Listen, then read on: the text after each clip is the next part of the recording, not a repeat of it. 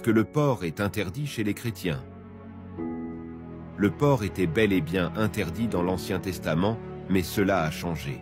En Actes, chapitre 10, vous avez Dieu qui fait descendre des animaux impurs devant l'apôtre Pierre et lui demande de les sacrifier et de les manger. Ce que l'apôtre Pierre, juif depuis sa naissance, refuse de faire. Mais regardez ce que Dieu lui répond au verset 15.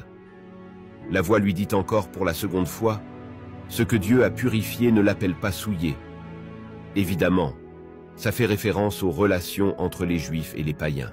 Les Juifs pensaient que les païens étaient impurs, et là, Dieu révèle deux choses à Pierre.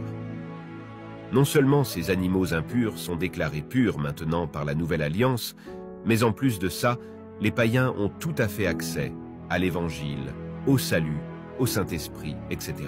Mais ce que je viens de vous dire n'est pas suffisant pour les esprits judaïsants qui aiment bien retourner à la loi, qui ne sont pas contents et qui veulent se vanter d'observer les plus petites parties de la loi, alors qu'ils brisent, la plupart du temps, tous les autres commandements. Dans ce cas, regardez ce que dit l'apôtre Paul en 1 Timothée, chapitre 4.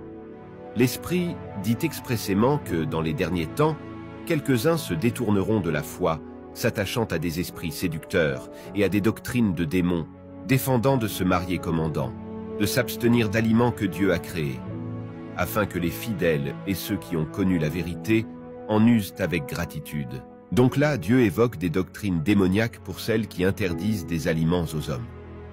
Car toute créature de Dieu est bonne, et rien n'est à rejeter, étant pris avec gratitude, car cela est sanctifié par la parole de Dieu et par la prière.